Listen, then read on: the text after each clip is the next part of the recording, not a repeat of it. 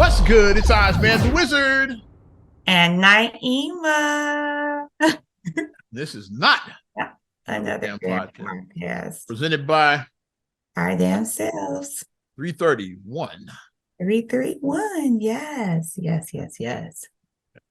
31, like Reggie Miller. Like I just shout out all my Indiana Pacers. Now I gotta do this.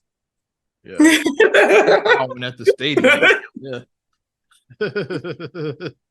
He would bow. But with maturity now, it's like I can recognize that Reggie was and is a great. I couldn't stand him at the time because I hated Reggie Miller because of what those Pacers did to my Bulls. Yeah. I didn't like the Pacers. I didn't like them very much. That was a Central Division rival right there. Yeah, I couldn't stand that team. They right down I-65 is like, yeah, like we could have went to some of those Pacers games on the road. The old Market Square Arena back in the day. In the Eastern Conference Finals and 98, baby. Yeah. When Reggie hit the shot. The shove. That was a shove. 98 Eastern Conference Finals. When Larry Bird didn't react to Reggie's shot. He sat stone faced like, he was like this. Yeah. The way he looks. They're calling Bird a robot. But then years later he explained, he's like, they still got Michael on the other side. Not celebrating till it's all zeros. Damn it. It's like, and Michael's shot rimmed out. It could have went in. It rimmed out. That's why Bird didn't react. Bird played against my Jordan dropped 63 on Bird. He knows, man. He knew and shit. It's like, yeah, he's like, I'm not celebrating. It's still time on the clock. What do I look like celebrating? One thing about legends is legends recognize other legends and they act accordingly with what they do. I think it was during Last Dance. It might have been. I know it was years later when he finally reacted. Yeah. I remember. It might have been during that one. Because I was during that Last Dance season. I think the Bird said, "Yeah, because it's still time on the clock. I'm not celebrating. Game ain't over, bro." It's like, yeah. You celebrate too soon and then you look like an idiot. It's whole YouTube videos like when celebrating too soon goes wrong. I love it. That's why I said with Reggie with the bow and then Kukoc said, "Hold my beer." He made the shot. And then Scotty bowed. That was like classic. That was well, we might as well start it off with it. I know I was going to save it for later, but let's just start it off with some. Because we talked about taking the I-65 down to Indianapolis. Let's talk about taking the I-94 up to Milwaukee because Dame Lillard is officially a Milwaukee Buck. Yep. Fear the deer for real. Fear the deer for real, man. Shout out Mike Love. I know he was probably somewhere celebrating that shit. With his antlers on or whatever. The hats. Don't they have like antlers on their hats or something? Loyal listener to the podcast too. Shout out to homie Mike Love. We love Mike Love. Yeah. The funny thing that like happened was when they got it, Marcus sent me a text and he said, the Bucks are gonna have another fucking parade. I was like, Dame went to them. I was like, what? And I'm like, wait a minute. They about to have another fucking parade. That was immediately like where he texted me, and then I found the story. I found Woj. I think he sent me the link for Woj, and then I looked at the story. I was like, oh yeah, I went to the Bleacher Report, and then they had the link to Woj's Twitter on there. I trust Woj. Like if it's something, if Woj said happened, it happened. I trust his whenever he makes a statement. But yeah, I was like, man, that's scary. I mean, Dame and Giannis together. Yeah. Trying to pull up the transaction. We still got some other. We still got Bobby. They still got Middleton is the third. Middleton. You still got Crazy Eyes. It's like, Bobby Portis. You still got Brooke Lopez. It's like, yeah, you kept a lot. You kept a lot. Yeah. You didn't have to gut the team to get him. It's like, you still kept a lot. Yeah. As I'm trying to pull up. Like I said, I do that drive. I do, well, obviously I don't go all the way to Wisconsin, but I mean, I'm on the Edens quite often for work. And it's not a long drive to drive to Milwaukee from Chicago. It's not a bad Did it drive. before we went It's to easy. the Brandon Jennings year. At the Bradley Center. Yeah, we went to The the old game Bradley Center. Yeah. We when the made that. Bulls were like 2011. I want to say we Yeah, it went. was Derrick Rose is still there. Yeah, I was like, Yeah, yeah. it was around 2010, 2011 the time we went. Yeah. So may Yeah. have to make that drive again. I'm gonna start looking at prices of tickets. See how these fucking Bulls look before I make a decision on that shit. I still want to go. I want to be outside. I don't know if I'm driving to see bombs, but I get what you're saying. I want to see how they look first. Yeah. Well, I want to see Giannis and Dame. That's what I'm going for. I haven't seen Giannis play live. Okay. So I want to see Giannis and Dame. Traded to the Bucks. The Bucks traded Grayson Allen to the Suns. Oh yeah, 3-team trade. 3-team. Drew Holiday, a 2028 first rounder, a 2029 first rounder, a 2030 first rounder, all to Portland. The Phoenix Suns, like, you needed a third team as part of this because of the Yusuf Nurkic contract. So, like, yeah, a third team they couldn't just be straight up between the Blazers and the Blazers and the Bucks. Is like third team because like they said we want to get rid of Nurkic too. They wanted to get off his contract. Yeah, Portland is like, okay, if you're going and rebuild, you really don't need a guy. Yeah, because they're rebuilding. So they're like, we want to get rid of him too. So like, yes, they said we trade Dame, you got to be able to take Nurkic too. But they needed a third team to make that happen, which was the Phoenix Suns, who got involved, traded away DeAndre Ayton. Was probably he's headed to Portland, and then like Nurkic was like part of the Suns as well too. They got a bench, yeah. They got Grayson Allen, they got Yusuf Nurkic, Nasir Little, like they got so Portland, like even though they sent Ayton out, but Ayton was gonna be fourth at best on that team now. You got a big three of KD, D Book, and Beal is like, he's gonna be fourth at best. So like, I think Nurkic is like, he could bring a lot of what Ayton was bringing anyway as a fourth option. So it's like he was kind of top heavy. So it's like once you become top heavy on the team, you gotta because like these other guys, like, y'all gonna fall into role players. Nobody's ever gonna have 5 like superstars. It's like this isn't the dream team. It's like not gonna happen. Guys are gonna fall in a role. How much you have to have $1 billion budget to like, and not only that, I always say it's only one ball. It's like it's only one ball, It's like like where all these shots gonna come for like Ayton to like it's like, so it's only one ball. It's like so like like sure, like Nurkic is not as good as Ayton out, but you don't lose a lot. It's like, especially for a role player, like fourth option at best. Like I said, Like anytime you got Kevin Durant on, come on. Durant and D Book is like and Book. Now you got Beal too. Like that's those are clearly gonna be your top 3 guys. It's like Phoenix. A lot of people like with Ayton. I was like I get it.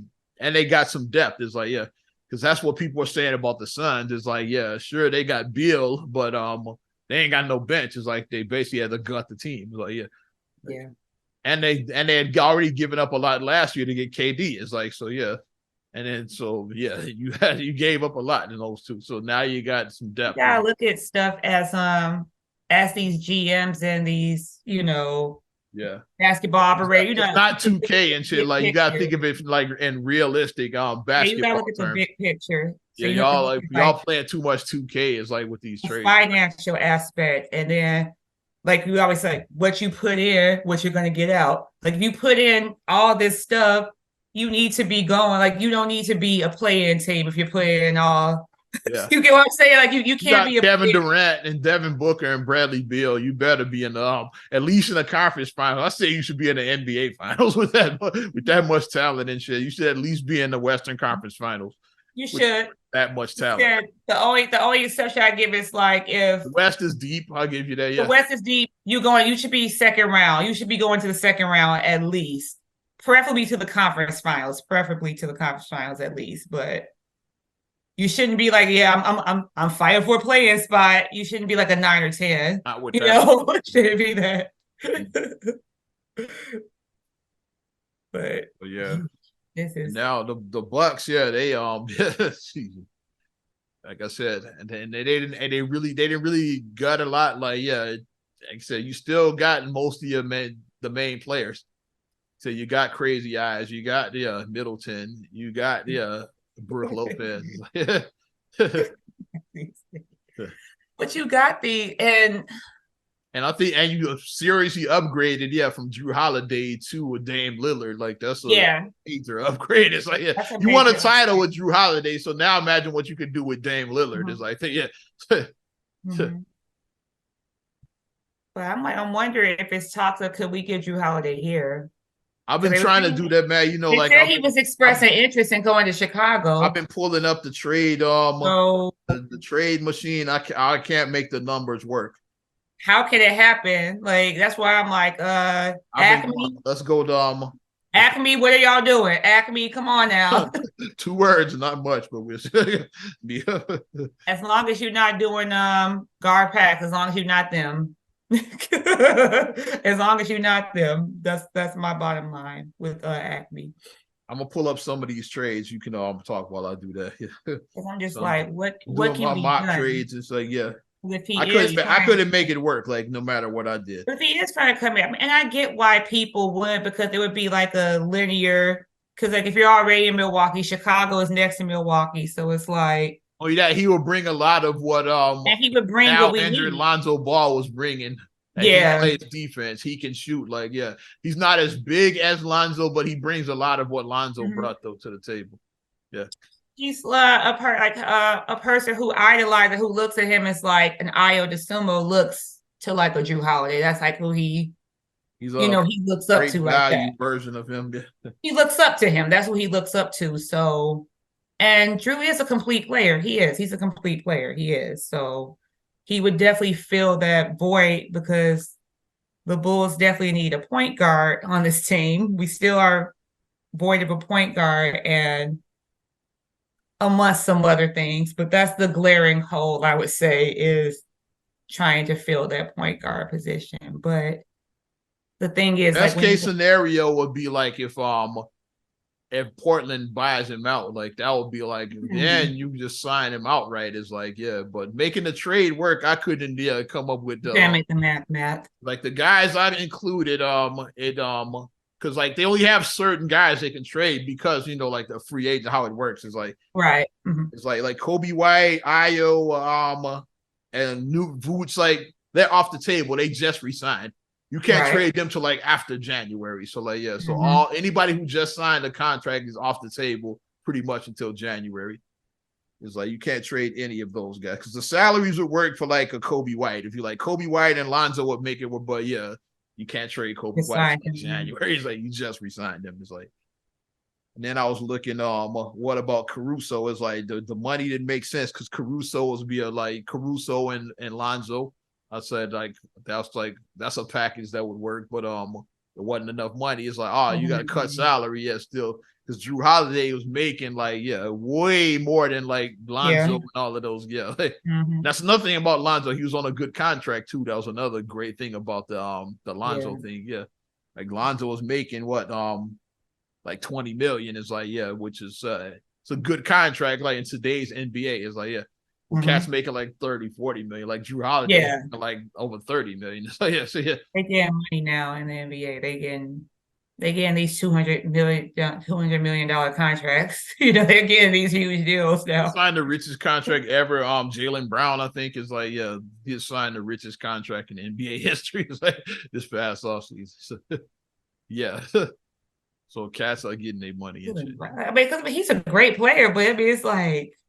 My mind's still working like contract was up, and Boston didn't want to lose him, so they threw a Birkin bag. He paying him damn near $50 million now. Like he's making like 47, something like that. They threw a Birkin, they threw a Fendi, they threw a Gucci.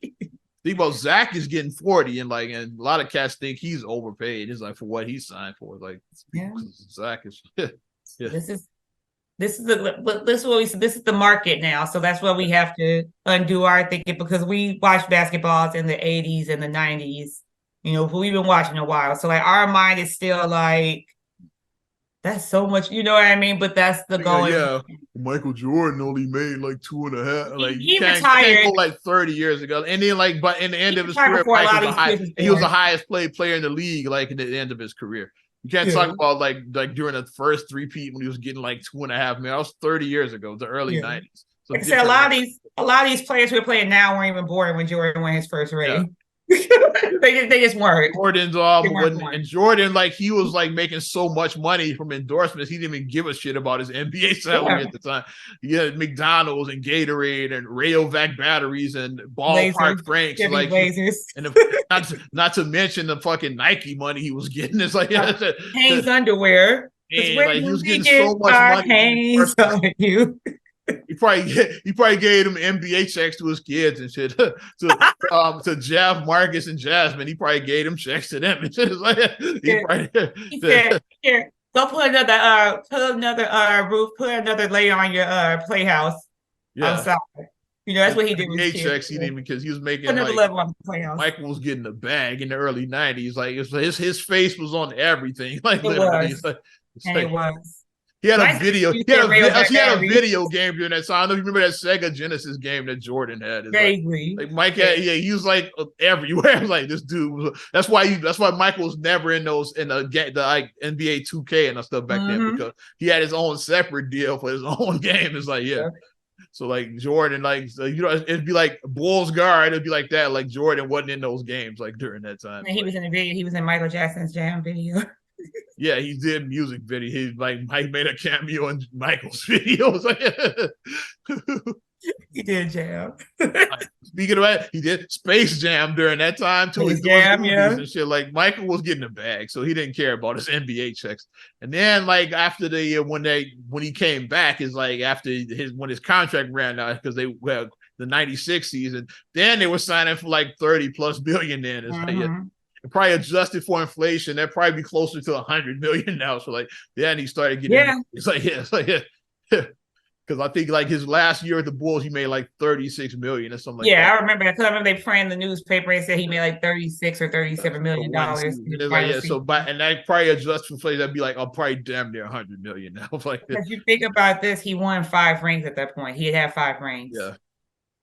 I think after the 4th, like when they won 72 and 10, that's when they started throwing the bag. And it's like, so I remember like as Knicks fans be nicking, like I remember they kept thinking like Jordan's coming to the Knicks, and then they said, well, Jordan resigns with the Bulls for 30 million.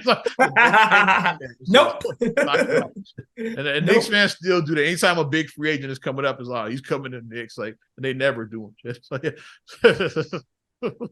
I could never have seen Michael Jordan playing for the Knicks just because like the rivalry there. It's just no. Fans tried it though. It was like Michael was born here, like but he was Michael was raised in North Carolina. He was raised in North Carolina. He played most of his career with the Bulls. Cut his teeth in Chicago. He don't claim New York at all. Only Knicks fans like try to say, well, he was boy, but they moved to North Carolina. He was a baby, so that don't count. So you don't even remember living in New York. So he's a North Carolina guy who has heavy Chicago ties. That's like the two places he's tied to is like North Carolina and Chicago. In Chicago. Only Knicks fans would say, but Mike was born in New York though. Nah, nice try though. Nah, bro. They gotta try it though. Yeah. But I'm interested in seeing what these Bucks do because they clearly like moved to like the top of the East at this point now. They were already there to me. Like this, like puts them like head and shoulders at the top. Yeah. East is gonna be pretty good because like Boston, they got better because they got Porzingis and I forgot about that. Forgot about Porzingis. No, they lost Smart, but they got Porzingis still. Yeah, so that gives them more offense. They lose some defense with Marcus Smart. But they still got Brogdon though. He could like cover a lot of what Smart was doing. Like they still got Brogdon, so maybe he can like pick up that slack where they lost with him. And the biggest losers is like Miami. Jimmy Butler's gonna speak his mind. Like he was definitely Jimmy was because like everybody just knew that Dame was going to Miami. That's where he wanted to go. He requested like I want to be traded to Miami. But Portland's gonna do what's best for Portland. It's like in the Miami package wasn't enough. They're like, nah, we don't like Tyler Hero that much. It's like that's what it's gonna be centered around. Like it's like he all right, but we need more than Tyler. We don't like Tyler Hero that much. Because Tyler Hero and like other pieces is like, now they might have gone so okay. If you throw Bam in it, maybe we could do it. But like Miami wasn't giving up Bam. That's they play rim protection. They wasn't giving it. The thing I saw that made me laugh was I just saw the meme that said, Miami, what happened? What happened, Miami? Y'all was in there. You were so in there. But what happened? I want to see some Pat Riley memes. He's like somewhere. Throw some Riley. Slip back. Oh yeah, his hair ain't gonna get messed up even when he's pissed off. It's like the hair is still gonna be perfect. He still got the nice hair. It's just silver now. He got the Silver Fox now, but he still got the Pat Riley hair from the 80s. Shout out, the HBO series Winning Time. It's about the Showtime Lakers with Adrian Brody plays Pat Riley on there. We're doing it though. Classic. Got canceled though. I saw that. I saw that they. I know after season 2 they can't. Yeah, like I wanted to see the progress. Yeah, because you want to see like from like Magic's rookie year up to like when he retires. Like after retired with the HIV.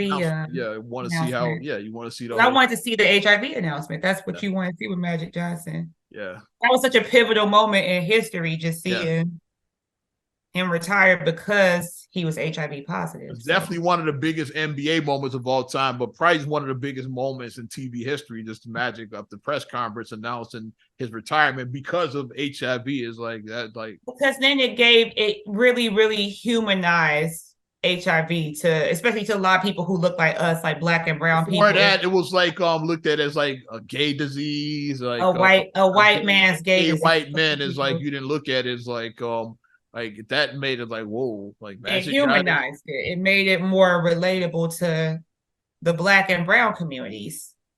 Yeah. So yeah, but it's just awful that I guess now I can watch the whole series now.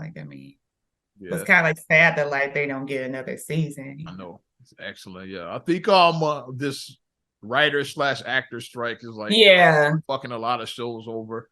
That a lot of shows are going to end up probably getting pulled. Writer strike's over, by the way. We're going to get into that in a minute. It's like because whatchamacallit, they said they're not bringing back Run the World. Stars announced that they're not bringing back Run the World, and I like that show.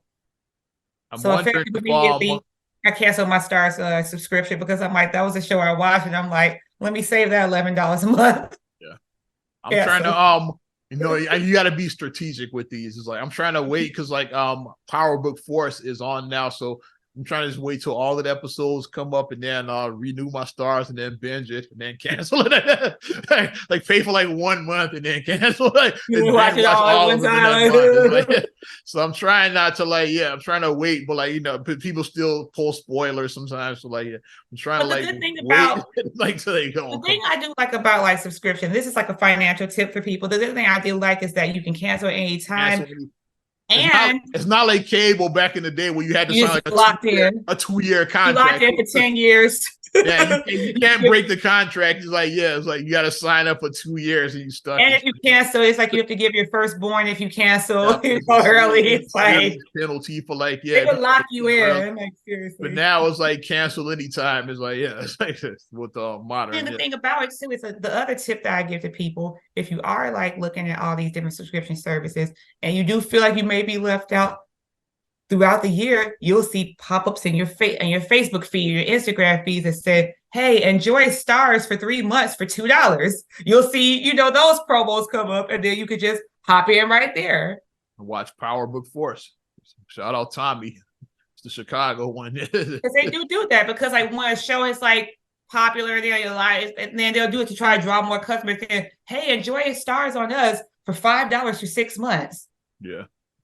So then hop in right there, get that $5, get that 6 months for $5, and hop in right there and get it, and do like that. So, but like you were saying, with the strikes and everything, but we figured that something like this would probably happen because this is the first time in our life, they say in probably 60 years that you had both of the two of the unions striking simultaneously.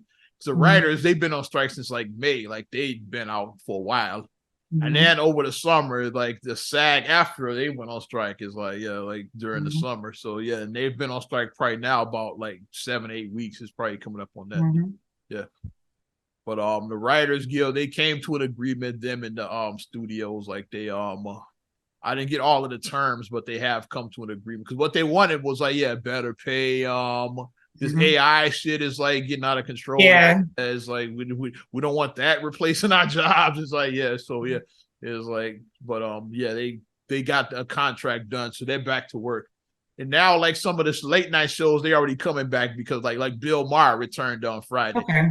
He had announced before, and then he got backlash, like just like Drew Barrymore. I forgot to talk about last week, like the talk shows that had announced coming back, and then they got the backlash. They said, "Oh no, the psych is like we're not coming back yet." It's like they did all that because like Bill Maher did a whole because like I get why like they were trying to come back because it's like they got staff that needs to be paid too because like your cameramen, your floor directors is like your makeup people, grips is like all of these people like they're not on strike, but they're not working either. It's like I know makeup artists, and they live regular lives. Like I know several makeup artists, so like all of them are striking. They're not striking, but they're all out of work. Like, they all are affected by the strike. I was like, I'm trying to get these people back to work, but then he caught the backlash. He's like, no, like I decided not to. Right, fooled you.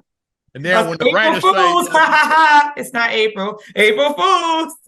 And then he came. Now that then they said, well, now the writer's strike is over. So okay, like now we can get back to work. So he did his show Friday. It was the first Bill Maher show, like probably since like last spring or whatever, like whenever like his season wrapped before. So So they and probably the other late nights like Fallon and all of those are probably gonna start coming back. Kimmel, Colbert, all of those guys are probably gonna start coming back now too.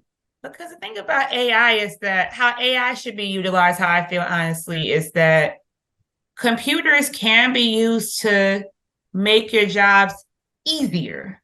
Yeah. However, a computer cannot replace a way human. Like you, as a DJ, you can talk about this. You talk about saying that it is stuff that you could put in. They could do like automatic mixes. Yeah, they have the songs, do all that. Apps that blend the songs on beat and everything. Is apps that'll do that. Yeah, but always say that it'll never replace a DJ because with technology you cannot read crowds. It's like cannot read human emotion. It can do the job, but you can be like, but like a DJ can look like, they ain't feeling this. You can switch it up. It's like But what's like the thing that computer ain't gonna know if they're not feeling this shit. I'm gonna give you an example. I'm gonna throw out a thing. If you're playing Blow the Whistle, this is what you do when you play Blow the Whistle. What's my favorite word? You hit the thing. Computer is not gonna do the what's my favorite word. Bitch. Yeah. The computer is not going to do that, like because that's the part everybody likes to jump in. Bitch, everybody likes to do that on that part. Like certain songs that have that part, that's a perfect example of Blow the Whistle. It's like certain songs you gotta. You did at my party. What's my favorite? We were getting it. It's like, so that's a perfect example. I say that's why I say computers can't ever 100% replace a human emotion because humans read on emotion and I have like those apps that do that. Is like, but I don't use them. Like not when I'm working a gig. It's like you put those on like cocktail hour or something like that. Yeah, cocktail hour, like at the reception. Or like what I like to say too is like if you have a smaller operation, like if you're like a mom and pop bar and you can't afford a DJ, is like you put that on. It's like because a lot of small bars, but you don't want to just put a playlist on. So then they'll put that on. It'll blend the music like these tiny like hole in the wall bars that can't afford a DJ. Yeah, DJ if you're only making $2,000 a week at your establishment, you're not gonna pay half your budget. You're not gonna give a DJ $500 of that $2,000. These tiny bars that can't afford one. So you do it, and most of those bars do have like a playlist. Like they have like And back in the day, they had like a jukebox on. Like a jukebox back in the day. Yeah, now it's like they put a playlist on their iPad. But like these apps now that where they blend it, like you could put one of those on instead. Like for like it's just small bars. Or if you are a DJ that's like I said, like you're doing a wedding, that's perfect for cocktail hour. like put the app on, and then like people like mingling, doing their thing. Cause you don't have to like rock it like during cocktail hours. Like it's like cocktail hours like easy listening music. Like you put on like some nice and Maxwell Ascension is like a good song to play during a reception because it's like a nice groove. You don't want to be lit during your reception. Like put some smooth jazz on during that time, like some nice Sade. Yeah, you can put on. Put something like that on. It's like like those like good for cocktail hour. And then you You're put it on with get low on during cocktail hour. No, you're not gonna blow the whistle during cocktail. You be spilling their drinks. Or shaking like a sauce shaker. Get quick, get loose. You're not playing that during cocktail hour. That's too much. That's way too much. You're not playing Meek Mill Dreams and Nightmares during God. Put that on any hood party, is like it's gonna go up. It's like that's like the hood anthem and shit. Like no matter everybody knows that. I still don't know the monologue. I know some of it, but I don't know the monologue. I don't take my black card. I don't know the whole monologue. I don't. But you want to see black folks lose their mind, like put that shit on. It's like especially when it's like it starts off like slow, and then when it goes up, like they're gonna tear the whole building up when it goes up. It's going hard. It's going super hard. Well, you're not playing that during cocktail hours. Not at all. But AI would never replace everything with that. But the people do. I get what the and what we were talking about. With every change as stuff happens, we're steadily evolving. So most people stream things now. Yeah. So obviously, if a contract was signed 5 years ago, even just 5 years ago, streaming was not really a super big thing 5 years ago. I mean, that's what the actors are like. I think on their side, starting maybe 5 years ago. So definitely 10 years ago. Yeah, let's say they signed their contract 10 years ago. Let's just say that it's like like just SAG after. Let's say like it was 10 years 2013. Like streaming is way bigger now than it was then. It's like. As a matter of fact, when you look at like the Oscars and the Emmys, is like a lot, especially the Emmys, is like most of the nominations are going to like streaming. It's like like all the hot shows are like like a Netflix original or like it's like Hulu original. It's like those are like getting all the nominations. Like streaming is where it's at now. It's like it's like you're not gonna see like traditional TV is not gonna get many nominations. Like ABC, NBC is like they're not gonna get a lot of nominations. Like most of the nominations are going to streaming. It's like it's like that's just how stuff is now. So I mean, you have to adopt the contract now because, like I said, when stuff that started like streaming, obviously when the idea of streaming first came out, it sounded like some far out of George Jetson. It sounded like that type of thing, like getting your programs directly to your TV. Like it sounds crazy when you say it like that. But who's gonna watch TV through the internet? Yeah, that sounds crazy. Who's gonna sit in front of their computers watching TV because the internet was only on computers at one point? So you didn't know that you're gonna be able to stream the smart TVs are streaming the television. That wasn't a concept. It's like and no one's going to sit in front of their computer watching TV. Like, it sounds outrageous, but when you actually put it together and then see how it works, and then look at the stuff that it generates. Like, think about this: like Disney Plus. Like, I paid about $12 a month for Disney Plus. Think about it. If everybody is paying, you got how many subscribers worldwide? Yeah. 500 million, however many people are subscribing to Disney Plus, all that money that they're getting. And I use Disney Plus as an example because they crank out. They have the whole like Mandalorian series. They have the Marvel, the new Marvel phase. Yeah, like all of their shows, like they had like She-Hulk was out at one point. WandaVision. Yeah, all of that stuff. Yeah. They had all those shows. Yeah. And then not to count like the stuff they have, like the regular Star Wars, Simpsons, Yeah, all of the legacy stuff. We're not even counting the legacy, or as they just used to call it, the vault, as they used to call it. Yeah, the legacy stuff, we're not even counting that right now. That's the first thing I did when I signed for Disney Plus. I pulled up Cinderella because I hadn't seen Cinderella since I was a little girl. And I was like, it was been in the vault. I said, let me watch Cinderella. It's been in the vault all this time. That's what's funny about the Disney vault back in the day. A lot of this stuff we thought was new because it was just coming back out at the time. So right. Like good example for me was like Pinocchio. I thought Pinocchio was from the 40s. Yeah. But it came out in the 80s. But it was re-released in the 80s from the vault. So yeah, I didn't know. I thought it was new at the time. Yeah. And then when you start looking at the way that it's like some of like the references, it's like they don't have a television, they don't have, you know what I mean? They listen to radio. Another great one too I'm about to mention, you're gonna laugh too, was like that came out in the 80s as well too, was Dumbo. Was like, yeah. We watched the scene with the crows, then you know that this shit was old. It's like that one scene alone told the whole story, the crow scene. It's like the leader's name is Jim and shit, yeah. Jim Crow is the leader of the crows, and they done seen a host fly. They done never seen no elephant. Never seen no elephant fly. But yeah, Dumbo came out of the vault in the 80s, so I thought Dumbo was new.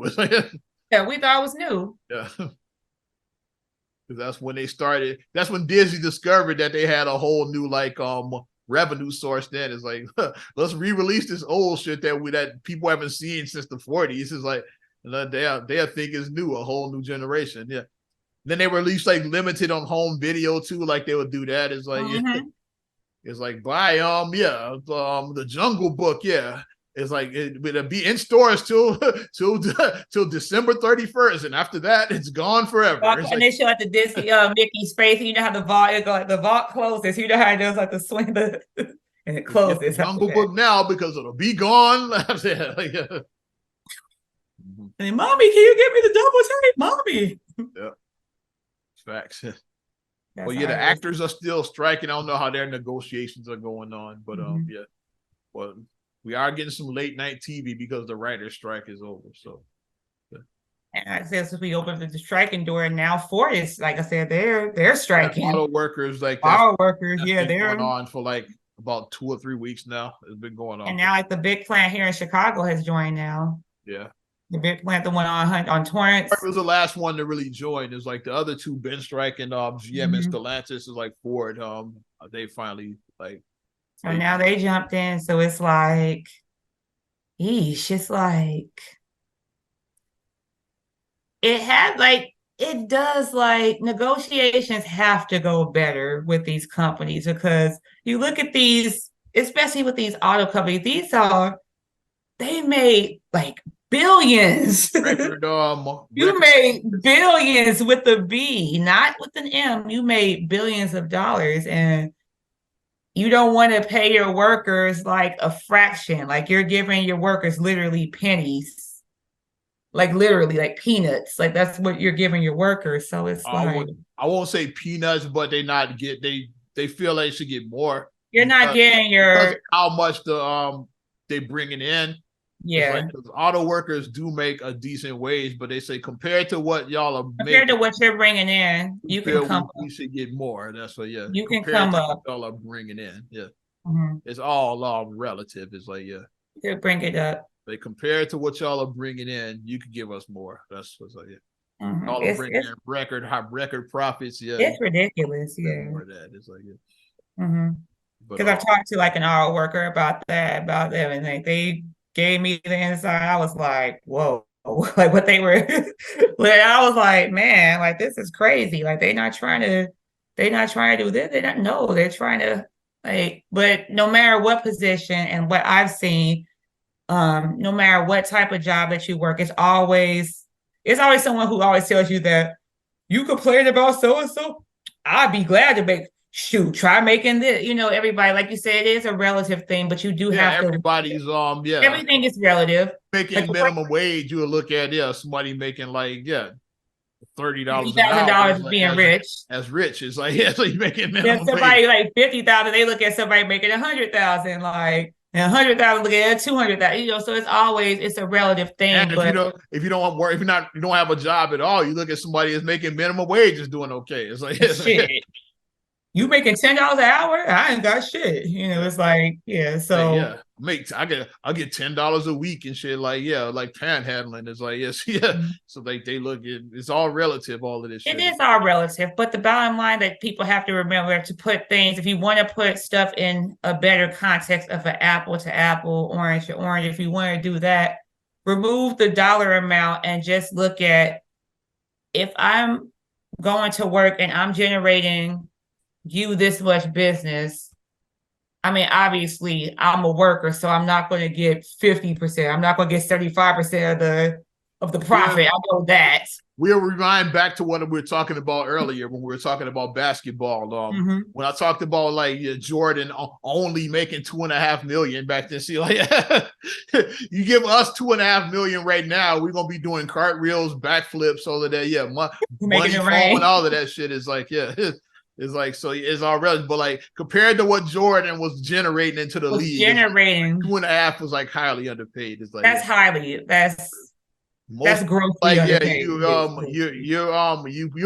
consider yourself wealthy like making 2.5, like, like 99% of people, like even now, like probably even now $2.5 million, you would say, yeah, you're well, you would consider yourself wealthy, like you're still doing better than 99% of most people, 99% of people. You're in the 1% if you're making $2.5 million. Facts, easily.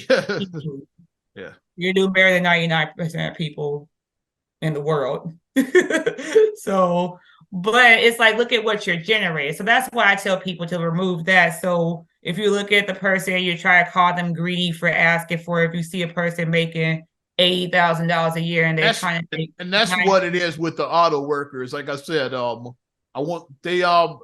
they make a good living wage, but compared to what these autos are generating, they bring it in, they say like you can give us a little bit more of that. It's like, and something with their benefits too, because like they were cutting some of like their benefits that some of like the stuff, and that's a big thing to look at too in a job. It's like, look at those benefits. Like you want to look at the complete package, not just the pay. Obviously, the pay is an important factor because that's how you're going to do your day-to-day stuff, how to do day-to-day activities with the pay. But you want to look at the big picture. So insurance is a big one, obviously. That was a big thing with UPS when they signed their contract. Is like they got like benefits are like through the roof now. It's like, so they just like about a month ago they signed a new contract where like once you're tenure, you can make like up to like 170 a year. It's like, they signed a nice contract. It's like, when you look at certain people and you look at certain jobs and you're like, why are you staying in that job? But it's like, the job has great benefits. Like, let's say that you go and you have to get some surgery at a hospital. Your surgery would have been $100,000. All you paying is $300 for your copay. Well, yeah. Yeah. That's a job you want to keep. If you can get $100,000 surgery and only pay $300, that's a job you want to keep. Facts. So that's what we want to be out here looking like John Q and shit. Yeah. Thank you. Where his son was like, what, it was $250,000 surgery, heart replacement surgery, like that. He basically had to like stick the place up to like get his son a heart. But that's what you have to look at, the whole comprehensive. His job's benefits were shady and shit. Yeah, because he thought he was paying it, but then they like switched his hours, and which companies do that all the time, because so he was only eligible to get like 25,000. It's like, but that's only 10% of what he needed. He's like, and here's the trick. And they were like, we'll pay you the full 25. He's like, I don't do me no good. It's like, some of these big corporations do, and I know I'm pulling back the curtain a little bit because I work retail, so I can pull back the curtain a little bit on this. This is what they'll do. If they have a worker and you're not under contract as a full-time worker, but let's say you're getting 40 hours a week. You're steadily getting 40 hours a week. And right before is the time where the company tells you that, okay, because this person has done this many 40 hours a week, this many consecutive weeks, you have to sign them as a full-time worker, they will suddenly drop your hours. Yeah. So now you're not a full-time worker. Even though you were once getting full-time benefits, I've seen it happen. You were getting full-time hours, not benefits. You were getting full-time hours. Then they drop you. They put you just under the full-time. Right. So now you're not eligible for under 30 is like you consider part-time. So they put you on at 29 hours. 29 and a half. that. Real petty. Real petty, 29.5. Mm-hmm. So now it's like, so now all those full-time benefits, it's like where you would have been, like, let's say you had to do 8 consecutive weeks. At week 7, now in week 8, now you're at 29. Yeah. Even though you were doing 40 hours for 7 straight weeks. Yeah. But now that 8th week, when they would have had to sign you to make you full-time, now it's like, okay. Stuff like that. That's how, and that's what workers strike for, things like what's that. What's whack about the auto industry to me, which nobody is talking about, but I'm gonna talk about it, is when they got let's go back in time. It's like, yeah, it was 2008, 2009 and shit. Like, yeah. I knew I was gonna go there. Didn't y'all get a government fucking bailout? It's like, yeah. Mm-hmm. It's like to paraphrase what the late Christophe St. John was saying on the Cosby Show when he was talking about Cliff Huxtable. Yeah. So now that y'all are making these record profits, shouldn't you give that money back? You give the money back.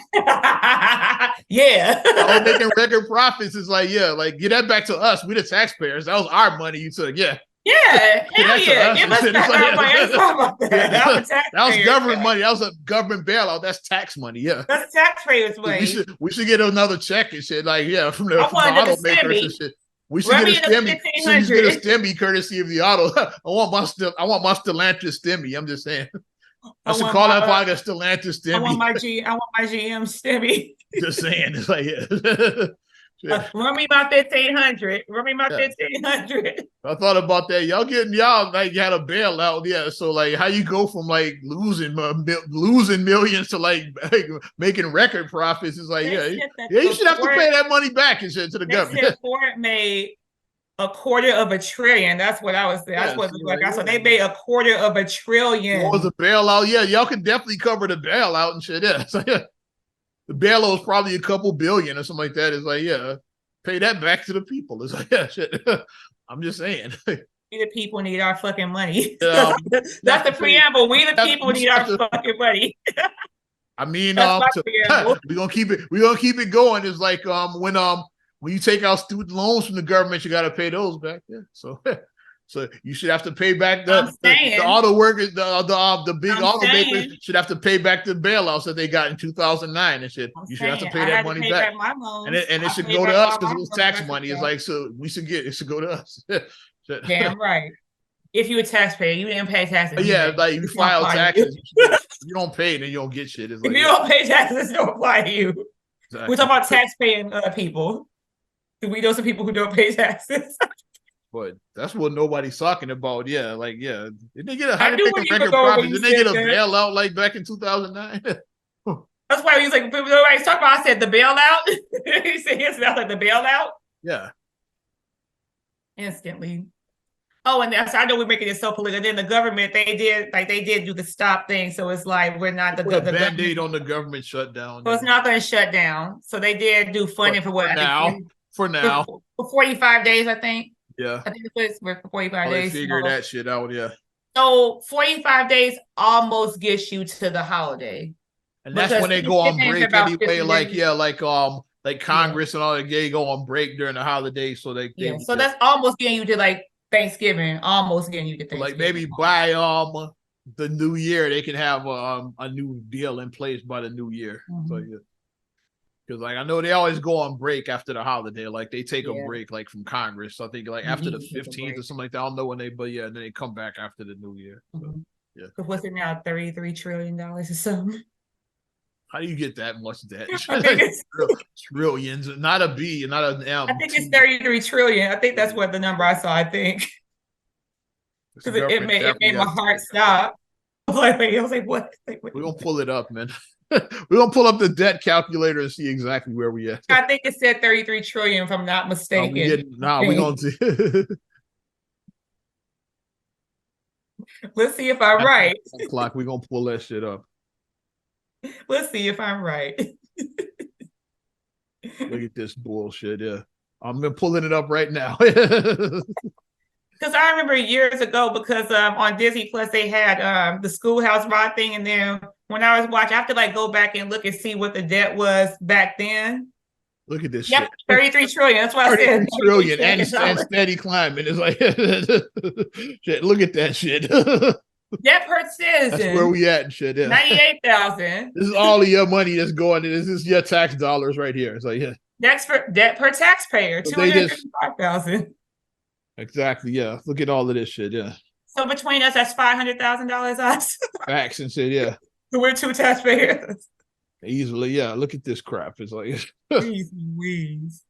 And I'm gonna keep talking for another couple of seconds because I want to prove a point.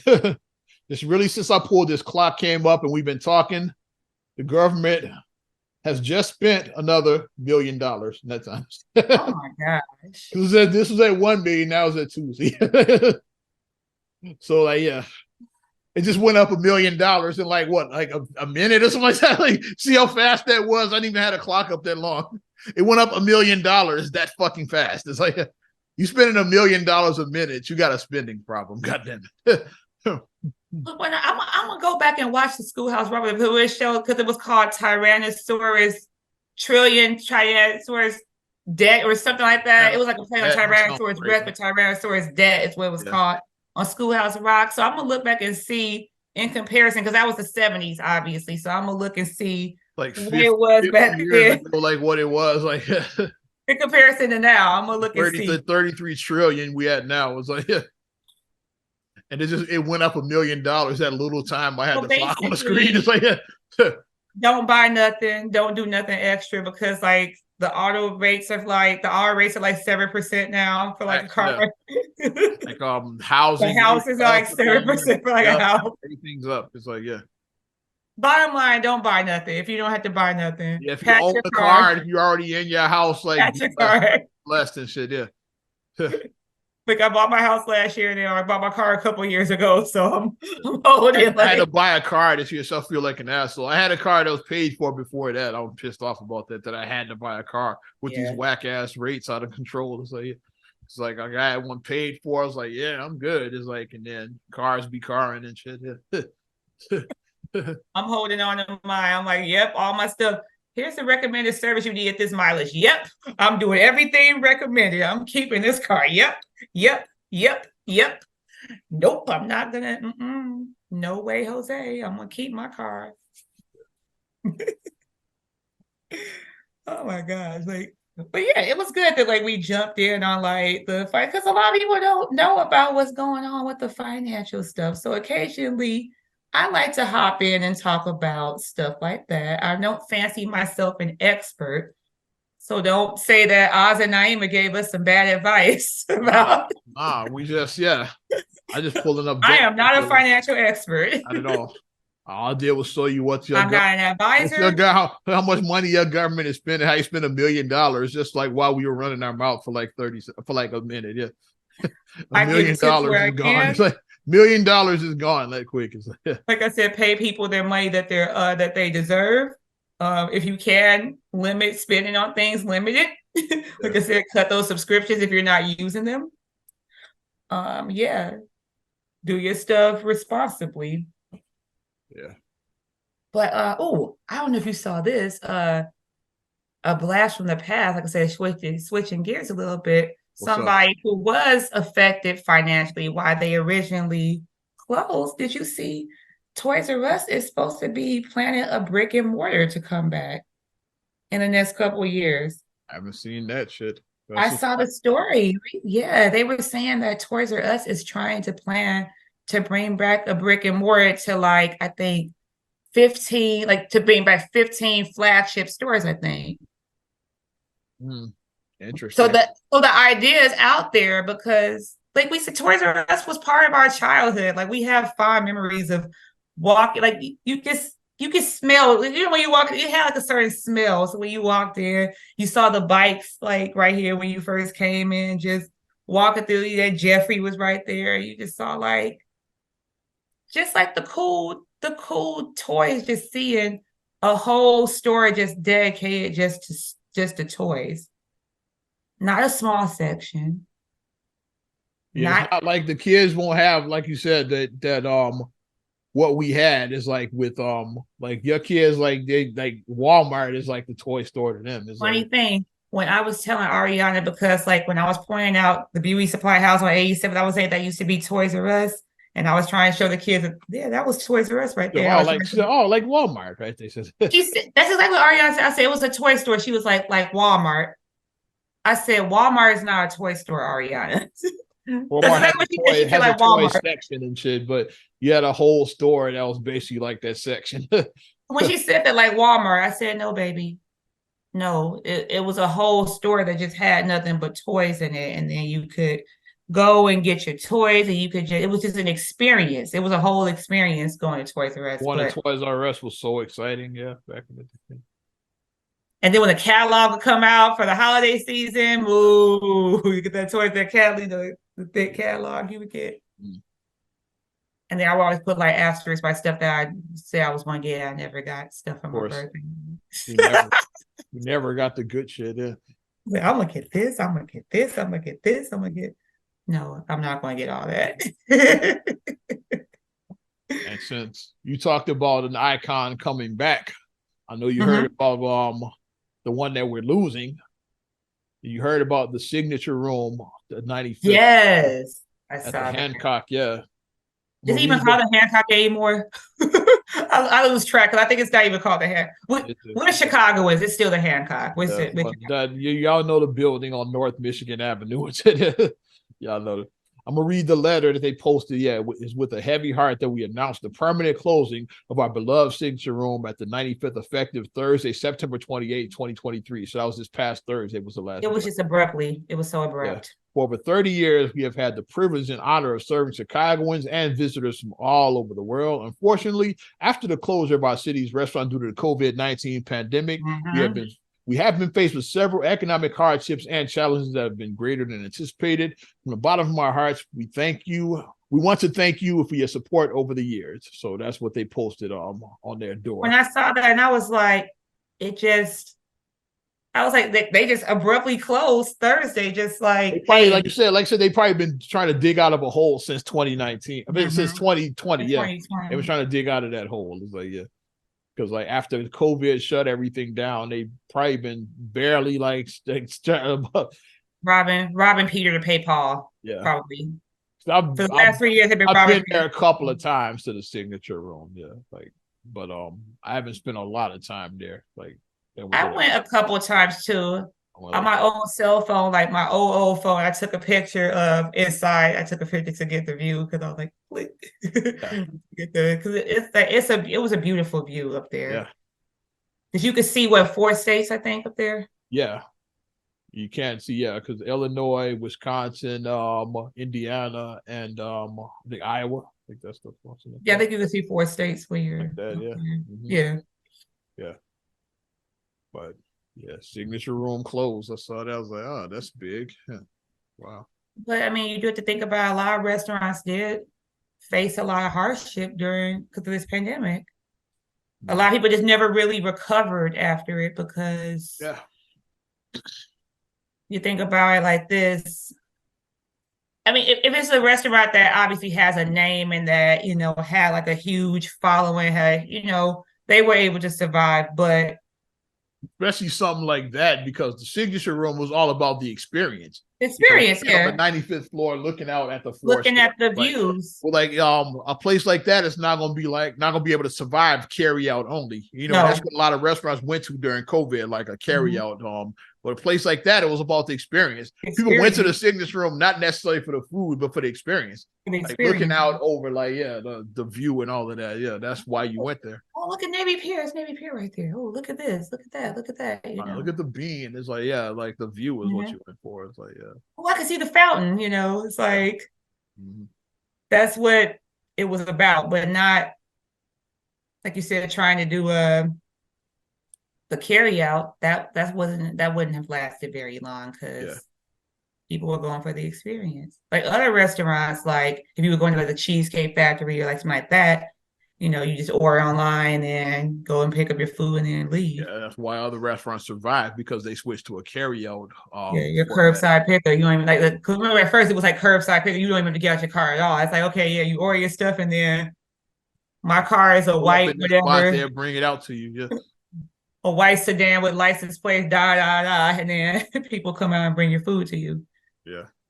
But not so much now. But that place was about the experience. So like a carry out, they probably didn't get much business during that time. They probably tried it, but like people don't go to the signature room for the food. It's like for the food, not at all. For the experience. It's like it's just the times is changing. But the thing that did make me laugh, I don't know if you saw the meme right after that somebody created. They put a Spirit Halloween banner on the Hancock. That's funny. The Halloween. That was fast. Yeah, the Halloween pop-up. Yeah, I did see that. I did see that. That was like. I did see that. That actually made me laugh because if you don't know, spirits they come quick because when H.H. Gregg closed on Cicero over there by Ford City, like the next week they were like a spirit, like the very next week it seemed like. Yeah. I'm like, dang, how y'all get here so fast? How those spirits be going for the Halloween pop-up so fast? Yeah. That was a little giggle snort for me. But I think I'm done. Yeah. I had some other, I'm ready to wrap. Yeah. Not another damn podcast. Leave all this other shit on the bench. Yeah. Pack away you know. Yeah. 331. Yeah. Definitely appreciate you supporting Not Another Damn Podcast. You want to support us further, you know what to do. Give us a like. Also, subscribe, share, rate, review on all your platforms. I'm talking Apple Podcasts, Spotify, TuneIn, SoundCloud, iHeart, TLC Talk Radio. What up, Tasha? Hey. YouTube and your Amazon Alexa devices. Follow me at Ozman the Wizard on Instagram, Twitter, and TikTok. Oz Radio on Snapchat and Facebook as well. You know how I do it. Can't stand the idiots. I'm just saying. Hey, you can check me out MSIMA8626 on Instagram, Twitter, and TikTok. Also, SERAGULLEY1 on Twitter, SERAGULLEY7 on Instagram. Also, please like the Straight Gully Facebook fan page. Check out straightgully.com for your blogs and your vlogs, and for your video production needs, check out straightgullyproductions.com. I'm Ozman the Wizard. And Naima. We will talk to you later. Bye. I'm gone.